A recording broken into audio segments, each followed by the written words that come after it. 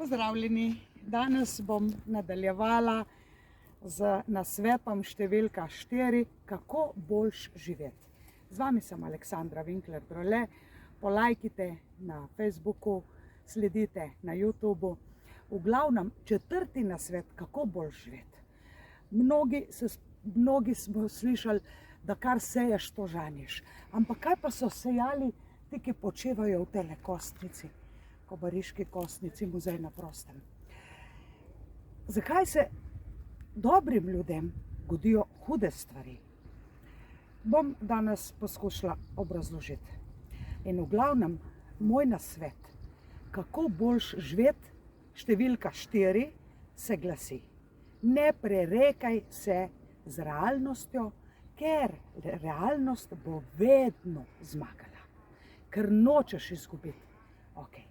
In če boš to upošteval, bo to neprecenljiv nasvet. Pa začnimo. Zakaj se dobrim ljudem godijo hude stvari? Zakaj umirajo otroci? Zakaj zbolevajo dobri ljudje? Zakaj dobra mama zgubi sina, pokoplje sina, hčerko, otroka? Gre se za karmo. Gre se za karmo. Mnoge duše so se že pred inkarnacijo odločile, da bojo imele kratko življenje, da bojo prišle dol za krajši čas in tudi, da ga bojo zapustile kot neki častni ali vojaki ali neki častne osebe in tako naprej. O tem je dolga zgodba. Danes bi vam rada povedala nekaj drugega. V glavnem nanaša se na to, da ni dobro oziroma je zelo nespametno, da smo skregani z realnostjo. Ali pa da se prerekamo z realnostjo, ker hočemo mi imeti svoj prav. Kaj pa je realnost? Kdo si ti? V glavnem, ti si to, kar si zdajle v tem trenutku. Ne to, kar si bil in to, kar misliš, da boš.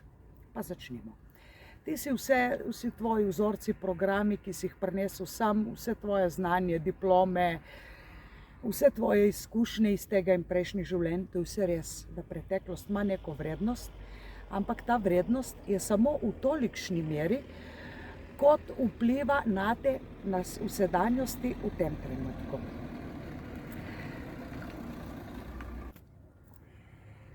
Namreč, veliko ljudi je ujetih v preteklost. Večino svojega časa namenjajo, kaj se jim je zgodilo, kako se jim je zgodilo, kdo vse jih je razočaral in tako naprej. Nekateri so pa mojstri obvladovanja sebe v bodočnosti, v prihodnosti. In ko bom jaz imel nekaj, bom jaz uspel v nečem. Tako nekako se glasi njihov vsakdanji stavek, ki ni le en stavek, jih je več.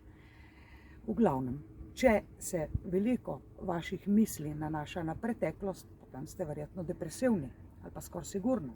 Če pa se veliko vaših misli nanaša na prihodnost, kaj bo z mano, kako bom, kako mi bo nekaj uspelo, potem ste pa verjetno anksiozni, ker če ste prezaskrbljeni s tem, kaj bo in si planirate vilo ob morju, nimate pa niti za kavo, pa za kruh, potem je to anksioznost. Nič od tega ni dobro. Se pravi, ne biti skregani z realnostjo, bodite prijatelj z realnostjo. In to pomeni, začnite planirati iz točke, kjer ste zdajle. Se pravi, ne morete kupiti vile na morju, ne morete kupiti Ferrarija, ok, lahko pa kaj naredite. In to je pomembno. Namreč jaz sem srečala v življenju veliko ljudi, ki so začeli svoj veliki posel z veliko tovarno v garaži, doma v garaži. Najprej zaradi želje, da bi sami naredili en produkt, ki je manjkal na tržišču. In to jim je uspelo in so korak za korakom napredovali. Ti ljudje niso bili skregani z realnostjo, ampak so bili dobri prijatelji z realnostjo. Oceni realne okoliščine, ampak nanašaj se na zdajle, na zdaj ta moment. Kdo si ti? To je pomembno za celo letošnje leto. Ti si to, kar si zdajle v tem momentu. Si mama, si oče, oziroma starš, brat, sestra, prijatelj in vso znanje, vse diplome, vse izkušnje, vse, kar te je pripeljalo do tega, da si zdajle. To si ti, kar si zdajle. V vseh svojih vlogah.